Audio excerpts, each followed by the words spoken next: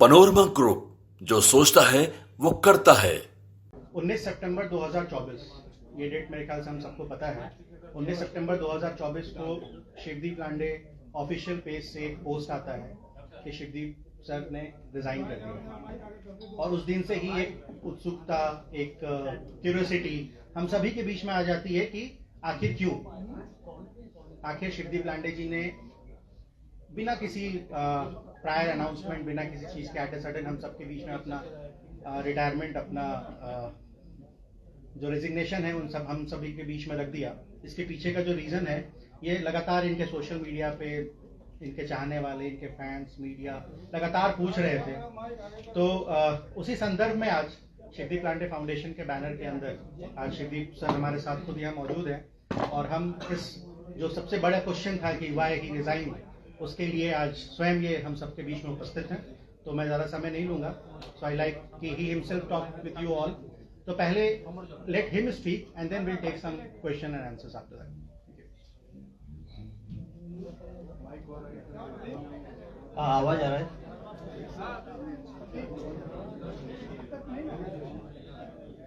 सबसे पहले मैं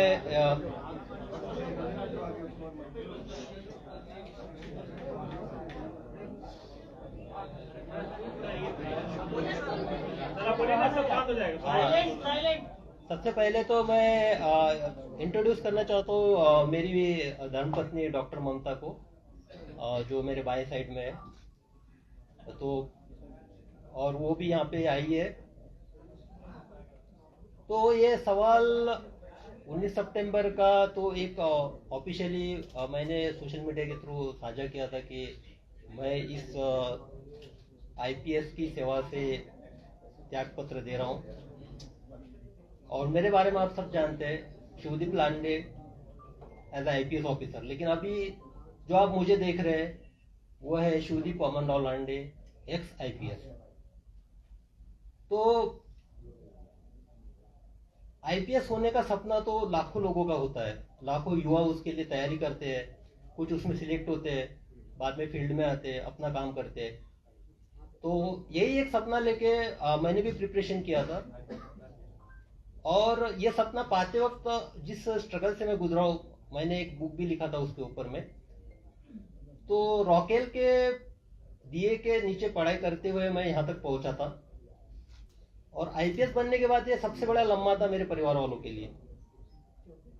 फिर उसके बाद आईपीएस के बाद मुझे बिहार कैडर अलॉट हुआ, मैं बिहार में आया। उसके बाद मैं लगातार 18 साल तक भारतीय पुलिस सेवा में कार्यरत रहा।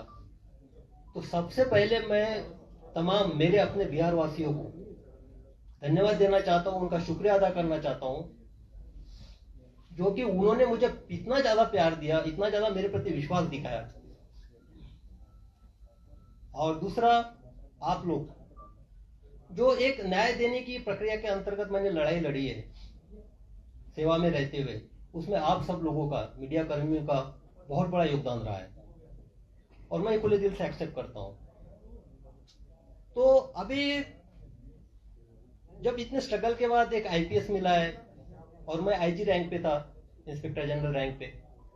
इसके बाद मेरे लिए अपॉर्चुनिटीज बहुत ज्यादा थी। मैं सेंट्रल में सीबीआई में जा सकता था, आईबी जा सकता था, आरएनडब्ल्यू जा सकता था, central paramilitary forces CISF CRPF है वहां पे भी जा सकता था।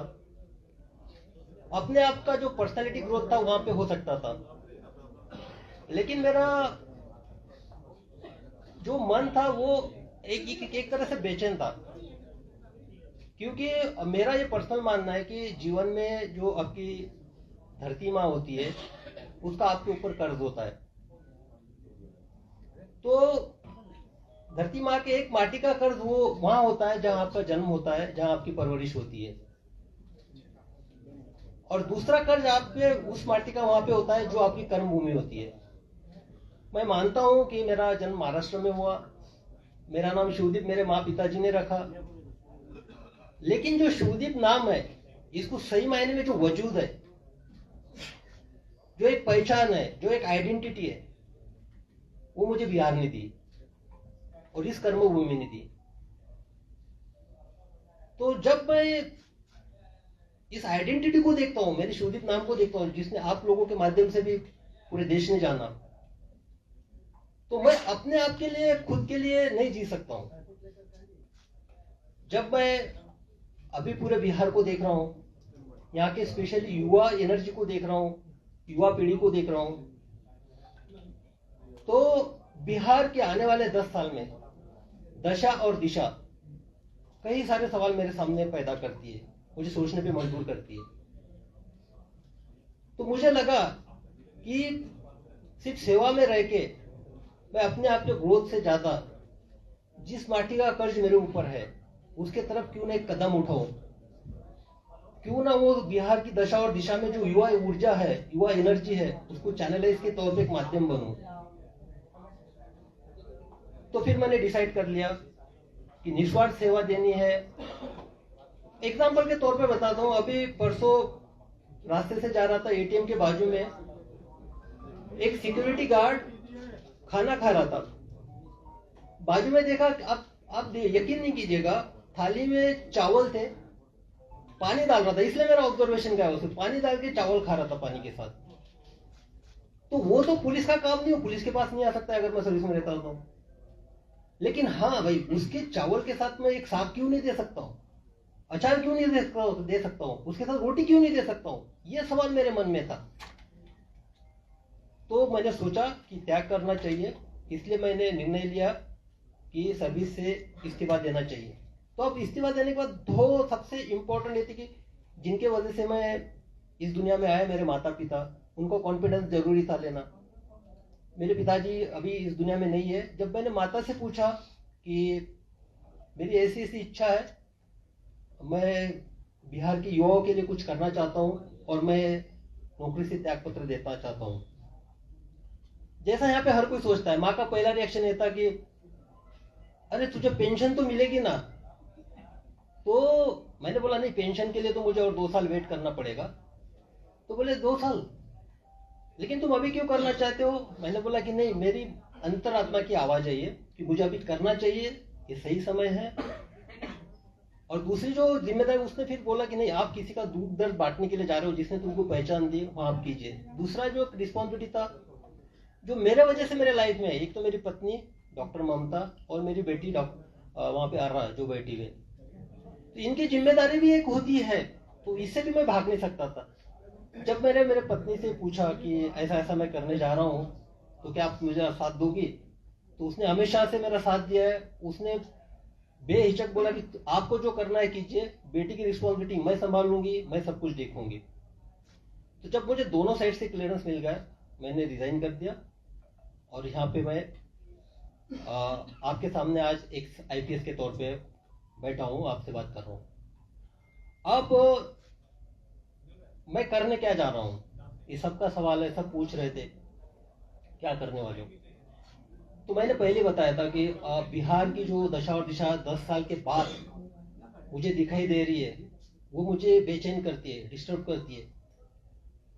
लेकिन आप देखिएगा कि युवा एनर्जी, बिहार की युवा एनर्जी, आप ब्यूरोक्रेसी से लीजिएगा, देश के ब्यूरोक्रेट्स देखिएगा, IAS IPS से लेके देखिएगा, डॉक्टर इंजीनियर देखिएगा, army, navy, air force, specialised scientist, सब तरह देखिएगा, सब तरफ आपको बिहार की युवा दिखेगा, बिहार का टैलेंट दिखेगा। वाइफ मेरी एक इंडस्ट्री चलाती है, वहां पे जब भी स्किल्ड काम होता है या तो हार्डवर्क का काम होता है, वहां पे बाकी लोगों की हिम्मत नहीं होती है, लेकिन वहां पे बिहार का स्किल्ड आदमी काम करता है, स्किल्ड इंजीनियर वहां पे आता है। तो मुझे ये महसूस हुआ कि जो बिहार देश के निर्माण में, देश के भविष्य में इतना योगदान करता है, हर फील्ड में करता है, बाहर में करता है, लेकिन बिहार के अंदर में क्यों नहीं? बिहार में जो युवाओं का जो सिचुएशन है, वो स्टेटस को क्यों है, यानी जैसे थे सिचुएशन में क्यों है? तो मुझे इस सवाल का जवाब खोजना है, इसलिए मुझे लोगों के बीच में जाना है, युवाओं के बीच में जाना है, उनसे मुझे जानना है। और मैं जा इसलिए भी रहा हूं कि मुझे हजारों मैसेजेस आते हैं, युवा जो है मुझे या तो एक प्रेरणा के तौर पे देखते हैं कि रोल मॉडल के तरह के मुझे इस तरह से बनना है, और दूसरा एक उम्मीद भी रखते हैं कि मैं समाज के लिए कुछ करूंगा। तो युवा, तो उनके जो मैसेजेस होते हैं, उनका ये बेसिक ये रहता है कि सर हमको आपसे मिलना है, हमको आपको हमारी समस्या बतानी है, हमको हमारे आइडियाज आपसे शेयर करने हैं, हम क्या करना चाहते हैं हमको बताना है। तो मुझे लगा कि मैं तो अभी उसी फील्ड में था, यानी ब्यूरोक्रेसी में था, टेबल के इस पार था। तो टेबल के इस पार अगर बैठ के सुनूंगा तो कोई मतलब नहीं है, तो और उनको बुलाऊं मेरे पास, ये भी कोई मैटर नहीं करता है। तो मैंने डिसाइड किया कि उनके पास जाना चाहिए, जो धरातल से मुझे मैसेजेस आते हैं, जो मेरे साथ कम्युनिकेट करते हैं, जो संदेशा भेजते हैं, उनको मिलना चाहिए। डायरेक्ट मिलके उनसे समझना चाहिए कि क्या हो सकता है, उनकी सोच क्या है, सोच में बदलाव कैसे लाया जा सकता है। तो एक एक उसी तौर पे मैं अभी निकल पड़ा हूँ, युवाओं से मैं मिलूंगा। और इसके मेरा जो एक रन फॉर सेल्फ है, एक रन फॉर सेल्फ ये मेरा इंडिविजुअल है, मैं निकल रहा हूँ मिलने के लिए। तो इसमें मेरे 3 प्रिंसिपल्स है बेसिकली। पहला तो ये है कि देखो, आप फिट है, मैं भी फिट हूं, आप फिट है तो आपका परिवार भी फिट है। और सबसे बेसिक जो है पूरे इसका रन फॉर सेल्फ का फाउंडेशन ये है, मैं किसी को क्रिटिसाइज नहीं कर रहा हूं, ना मुझे किसी सरकार पे बात करनी है, ना मुझे व्यवस्था पे बात करनी है, ना मुझे किसी की कमियां गिनानी है, ना मुझे किसी के पॉजिटिव नेगेटिव पॉइंट्स गिनाने हैं। मुझे सिर्फ ये बताना है कि भाई आप इंडिविजुअली अपने आप में क्या बदलाव ला सकते हो, और वो शुरुआत अपने आप से करनी है। तो उसी के तौर पे बदलाव आपसे तभी चालू होगा, आप पहले फिट हो गए। फिट होने में इतना मतलब नहीं कि आपको कुछ बॉडी वॉडी बनाना है या ये करना है। फिटनेस, आप फिजिकली कितने फिट रह सकते हो। मैं भी जो सेवा दे पाया हूँ वो फिटनेस के तौर पे दे पाया हूँ, एक निरोगी के तौर पे। इसलिए मेरा एक इसका पार्ट ये भी है कि मैं 20 किलोमीटर दौड़ूंगा, जो पूरे बिहार का मेरे सामने एक प्लान है, उसके हिसाब से मैं 20 किलोमीटर एक जगह दौड़ूंगा, बाद में दूसरे डिस्ट्रिक्ट में दौड़ूंगा, हर जिला को मैं टच करूंगा। और उसके साथ दूसरा जो है, आप मेंटली फिट भी होना चाहिए, साइकोलॉजिकली फिटनेस चाहिए यहाँ पे। वो जो स्टेटस को की मैं बात कर रहा हूँ, जैसे थी सिचुएशंस की, तो भाई मैंने देखा है, आप लोगों में एनर्जी देखी है। मैं जब पटना से ट्रांसफर हो गया था मेरा, why Patna is crying for this cop, एक आर्टिकल छपा था नेशनल लेवल पे, टाइम्स ऑफ इंडिया में, हाहाकार मच गया था, लोग रो रहे थे ट्रांसफर के बाद। और वो लोग कौन थे, वो लड़के थे, स्टूडेंट थे, जो 14 दिन तक 4 या 5 डिग्री सेंटीग्रेड में अपना अंचल पे बैठे थे 9 दिन तक। क्या था उनका, मैंने पासपोर्ट बनाया था या किसको मैंने केस से निकाला था, उनके लिए मैंने क्या किया था। लेकिन वो मेरे लिए सामने आए थे, उन्होंने अपना एक रजिस्टर दिखाया था कि ट्रांसफर के प्रति।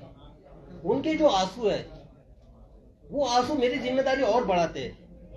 देखो, आपका कोई खून का नहीं है, आपका कोई रिश्तेदार नहीं है, आपका कोई सगा सोरा नहीं है, और आपके लिए रो रहा है, तो जिम्मेदारी और आप पे बढ़ती है।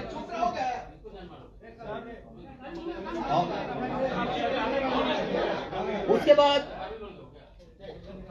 तो मुझे ये जानना है कि जो एक डेडिकेशन है, एक साहस है, जो मुझ में मैं युवाओं में भी देखना चाहता हूँ, इसलिए उनको साइकोलॉजिकली भी फिट देखना चाहता हूँ। तीसरा सबसे इंपॉर्टेंट जो एस्पेक्ट है मेरा, वो है अवेयरनेस का। मैं युवाओं के बीच में जाऊंगा, युवाओं को मेरी अपील है, देखिए, ये अगर 10 साल हम अपने आप में बदलाव नहीं लाएंगे तो आगे वाली 10 पीढ़ियां हमको माफ नहीं करेंगी। शायद आपको माफ कर देंगे, लेकिन मैं जिस इंटेंशन से निकला हूं, मुझे लगता है कि मैं तो पाप कर रहा हूं फिर, अगर मैं कुछ नहीं कर पाया तो। मैं जिस माटी ने मुझे नाम दिया है उसके साथ मैं गद्दारी कर रहा हूं, तो मैं उस इंटेंशन के साथ निकला हूं। तो लोगों से इंटरेक्शन करना है, स्पेशली युवाओं से, जो 10 साल के आगे की जनरेशन को एक नए मुकाम पे जाए, बिहार की दशा दुशा को बदलने की कोशिश करे। और उनसे बात करते हुए उनके आइडियाज आएंगे, उनके प्रॉब्लम सुनने में आएंगे, सारे आएंगे, तो मिल के बैठते हैं, मिल के चलते हैं। ये सफर हम सबके साथ का है, युवाओं का और मेरा सफर है ये। मैं आपके साथ में रहूंगा। जब प्रॉब्लम सामने आएंगे तो उसका सोल्यूशन भी हम ही लोगों को खोजना है, हम ही लोगों को साथ लेके आगे बढ़ना है। तो इसी के लिए ये 3 प्रिंसिपल के तौर पे मैं निकला हूं। और मेरे कर्म भूमि की शुरुआत मुंगेर से हुई थी, प्रोबेशन पीरियड भी वहां पे था, और वहीं से मेरा जो बिहार की जनता ने प्यार और मोहब्बत देने की कोई शुरुआत वहीं से हुई थी। तो मेरा जो शुरुआत होगा 4 तारीख को मुंगेर से होगा। मैं कुछ नहीं करने वाला हूँ, मैं सिर्फ लोगों से मिलना हूँ, उन सुनने जा रहा हूँ, बस उनके पल्स देखना चाहता हूँ, वो क्या कहते हैं, क्या है उनकी एक्सपेक्टेशन है, क्या करना चाहिए, क्या होगा कि ये जो दशा और दिशा बदल जाए, क्या होगा कि जो हम भारत निर्माण में बाहर के सब स्टेट के निर्माण में इतना आगे है लेकिन यहाँ पे क्यों नहीं है। तो ये एक है। उसके बाद देखिए, मेरे जब भी मैं एसपी था तो आप सबको पता है, सबने कवर भी कर लिया। एक तो क्या, मैं जिस चेयर पे बैठा था, सामने वाला जो कंप्लेनेंट जिस चेयर पे बैठेगा उसी चेयर पे मैं बैठा था। मैंने कभी भी टॉवेल वाली चेयर और ये चेयर पे एसपी शिप में मैं बैठा नहीं हूँ, क्योंकि वो समानता होती है। ये जो है सिर्फ एक एडमिनिस्ट्रेटिव, मैं वहाँ पे पोस्ट पे था, लेकिन मेरे लिए सबसे इंपॉर्टेंट था जिसकी मैं सेवा दे रहा हूँ उसको भी फील होना चाहिए इक्वेलिटी का। तो मेरे यूनिफॉर्म का एक ही प्रिंसिपल था, यूनिफॉर्मिटी इन एक्शन। मेरे सामने मैं इंसानियत को देखता था सिर्फ। मेरे लिए धर्म, जात, रिलीजन, उसका क्षेत्र ये मैटर नहीं करता था, और सब लोग जानते ही। और दूसरा था यूनिफॉर्मिटी इन पर्सनैलिटी। मैं सबके लिए अवेलेबल था, जो अंदर था वो बाहर था, जो था मुंह पे था। तो वहां पे देखा, जब मैं मेरे दरवाजा ऑफिस का हमेशा खुला रहता था, कभी उसको डोर नहीं लगता था उसमें। जब ऑफिस से मैं निकलता था तभी डोर लगता था, तो मुझे सामने दिखाई देते थे। जब मैंने सब लोगों को इंटरेक्शन, यानी सीधा आप आइए, कंप्लेंट बताइए, किसी आपको मीडिएटर की लेने की जरूरत नहीं है, क्योंकि आपको आवाज आनी चाहिए, आपकी आवाज मुझे सुनना है, आपकी आवाज मुझे बनना है, फिर न्याय देने की कोशिश करनी है। इसी तरह मुझे लगा कि किसी के थ्रू नहीं बात करते, जो बात करनी है सीधा बात करते हैं। इसलिए एक ऐप डेवलप किया, और मैं बता देना चाहता हूँ कि ये जो ऐप डेवलप किया उसका नाम है कनेक्ट विद शिवदीप, और वो बिहार के लड़कों और लड़कियों ने किया। उन्होंने किया, बिहार के लड़के लड़कियों को सामने आए। जब मैंने उनके सामने एक आइडिया रखा, बोले कि नहीं सर हम डेवलप करते, उन्होंने कनेक्ट विद शिवदीप नाम का ऐप पे किया। उसमें आप डायरेक्ट कनेक्ट मेरे साथ हो सकते हैं, आप आपकी समस्याएं रख सकते हैं, क्योंकि बाकी जो इतने सारे प्लेटफॉर्म होंगे उसमें मैं फोकस नहीं कर पाऊंगा, इसमें मुझे एक आइडिया आ जाएगी। तो कनेक्ट विथ शिवदीप का जो ऐप का जो है वो भी आज ही लॉन्च, उसका ऑलरेडी हो चुका है, और गूगल प्ले स्टोर पे आ चुका है। उस पर भी एक है कि आप उसी से कनेक्ट हो सकते हैं। तो बस यही है। और एक कंक्लूडिंग रिमार्क मैं यही बोलना चाहता हूँ, देखिए मैं सिस्टम की साइड में था, टेबल की साइड में मैं सब जानता हूँ, हर विभाग के बारे में सब जानता हूँ मैं, क्या होता है क्या नहीं होता है, किस तरह से होता है, और उसका इलाज भी जानता हूँ, किस तरह से होना चाहिए, क्या नहीं होना चाहिए, और कैसे काम करवाना है कर। अब टेबल को उस टाइप में लोगों के साथ, यानी स्पेशली युवाओं के साथ जोड़ के देखना चाहता हूँ। और भाई मैंने यूनिफॉर्म छोड़ा है, खाकी छोड़ी है मैंने, यानी खाकी मेरे ये निकली है। लेकिन जब मैंने डेडिकेशन और एक इंटीग्रेशन के साथ, इंटीग्रिटी के साथ जो काम किया है ना, ये खाकी अब मेरी चमड़ी बन चुकी है। मेरे ऊपर खाकी का यूनिफॉर्म नहीं है, लेकिन अंदर मैं खाकी हूं, मेरे इसमें सब यूनिफॉर्म है। तो बस उसी तौर पे अब निकल पड़ा हूं। अब आप लोगों का हमको सहयोग रहेगा। मैं आपके माध्यम से अपील भी करना चाहूंगा, जो बिहार की दशा और दिशा 10 साल में बड़ा बदलना देखना चाहते, अपने आप में बदलाव लाना चाहते, कृपया वो हमसे जुड़े, हमारे साथ सहकार्य करें। हमको बिहार बदलना है, क्योंकि ताकि अगर ये 10 साल हम कर पाएंगे तो आने वाले 10 नस्लें याद रखेंगे कि नहीं उस जनरेशन ने किया था।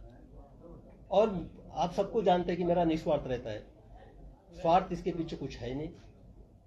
तो बस सर आपने कहा कि मैंने खाकी छोड़ी है, तो क्या खादी पहनेंगे क्या निकट भविष्य में? भाई सबसे पहली बात है कि मुझे पहले लोगों से मिलने तो दो, बस तो जानने दो लोगों का, क्या उनका क्या कहना है ये तो सुनने दो। मैं तो टेबल की इस पार था, अभी जाने दो। अभी तो निकला हूं मैं। मोटिव तो होगा सर, खाकी छोड़ने का कुछ तो वजह होगा सर। मोटिव ये नहीं होता है, मोटिव होता है निस्वार्थ सेवा। निस्वार्थ सेवा, सेवा का स्कोप उसमें और ज्यादा है खादी पहनने में। बिना राजनीति में आए हुए सिस्टम को सुधारने के लिए खादी के बाद सर आपकी और जिम्मेदारी जो है पूरा कर सके, ऐसा भी तो होगा। देखिए ये जो है ना, ये इस पे मुझे पहले पल्स देखनी चाहिए यंगस्टर्स की क्या है। यंगस्टर्स यही है, पता है यही है कि पहले से अभी जैसा कि आप ब्रेकफास्ट आप कर रहे हो, ब्रेकफास्ट के बाद भी लंच की भी खाना चाहते हो, डिनर भी खाना चाहते हो, तो बदहजमी हो जाएगी। पहले भाई देख तो लीजिए आपके पेट का साइज क्या है, आप पचन कर सकते हो कि नहीं कर सकते हो, उसको पहले देखने तो चाहिए। युवाओं में क्या एनर्जी है, युवाओं का वो स्टेटस को में है ना फिलहाल में, जैसे थे में बाहर जाने के बाद तो एकदम ब्रॉड हो जाता है, और यहाँ आने के बाद एक उनकी मानसिकता के साथ ये हो जाता है। तो उसको सवाल ये है कि सवाल ये है कि समस्याएं आपके सामने है। आपको पता है कि बिहार में बेरोजगारी है, पलायन करते हैं लोग, बाढ़ का इलाका है, सारी समस्याएं आपको पता है। तो फिर ये जा करके लोगों से बात करने, रिपोर्ट आपके सामने होगी, चीजों को देख सकते हैं, पढ़ सकते हैं, किसी पार्टी की विचारधारा होगी जिससे आप प्रभावित होंगे। ये घूमने का मकसद क्या है कि आप नेता बनने जा रहे हैं, लोगों को कह रहे हैं कि भाई मैं नेता बनना चाहता हूँ, आपका समस्या सुनाए फिर आप चुनाव लड़े, यही टारगेट होगा आपका? नहीं, ये आप गलत बोल रहे हैं कि किसी विचारधारा से आप प्रभावित होंगे उसी किसी पार्टी का। ये तो आपका भ्रम है भाई। हम किसी पार्टी की विचारधारा से प्रभावित नहीं है, हमारी अपनी विचारधारा है इंडिविजुअल। तो जो होगा हम अपनी विचारधारा के साथ जाएंगे। बिहार की वाव का आप समझ रहे सर, आप जानते हैं पैसा में से। तो सर आपका सर बिहार के विकास को लेकर 3-4 पॉइंट को बिहार के विकास का कोई तो माइंड में होगा सर आपको? बिहार के विकास का अभी पहले मुझे मिलने तो दो लोगों से, तो अब वो इसीलिए तो मैं निकल पड़ा हूँ। मेरे माइंड में क्लियर है। एक साइड तो मैं जानता हूँ, टेबल की इस साइड पे जाता हूँ, वो मुझे पता है। आप हेल्थ सेक्टर लीजिए, एजुकेशन सेक्टर लीजिए, उसके बारे में मुझे पता है कुछ भी।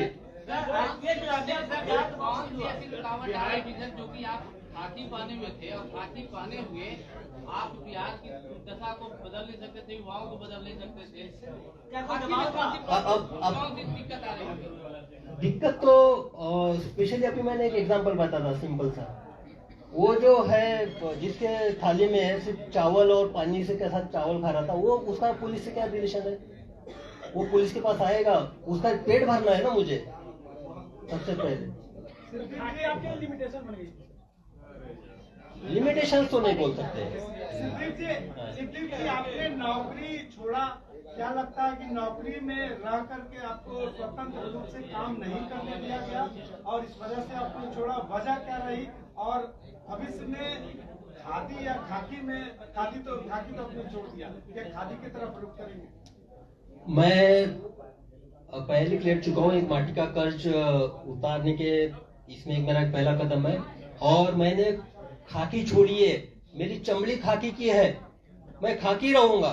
मेरा जो फंक्शनिंग होगा वो खाकी का ही होगा, एक्शन भी मेरा खाकी का ही होगा। ये जरूरी नहीं मेरे कर्तव्य जो है खाकी में जो मुझे कर्तव्य सिखाए वही मेरे कर्तव्य होंगे। सर लेकिन आपकी बात तो सही है, नहीं होगा कि आप बदलने क्या वाले हैं? नौकरी क्यों छोड़नी पड़ी, ये सवाल तो भी है। क्या माहौल सही नहीं था आपके जैसे लोगों के लिए काम करने के लिए? नहीं, मैंने तो बताया ये मेरा सेल्फ डिसीजन था, व्यक्तिगत निर्णय था। नीतीश जी बदलने आए थे, आप क्या बदलाव करेंगे? नीतीश जी अगर विकास मॉडल आपको पसंद नहीं है? अरे भाई पहले हमको लोगों में जाने तो दीजिए, यंगस्टर्स में मुझे जाने दीजिए। क्यों करके 2 साल रुके क्यों नहीं? 2 साल आपने रुका रोके क्यों? हाँ, 2 साल अपने आपको रोके क्यों नहीं? इतनी जल्दबाजी क्यों कर गए? जल्दबाजी ये आपको लगता है, आपकी अपनी सोच है, मुझे नहीं लगता कोई जल्दबाजी हुई है।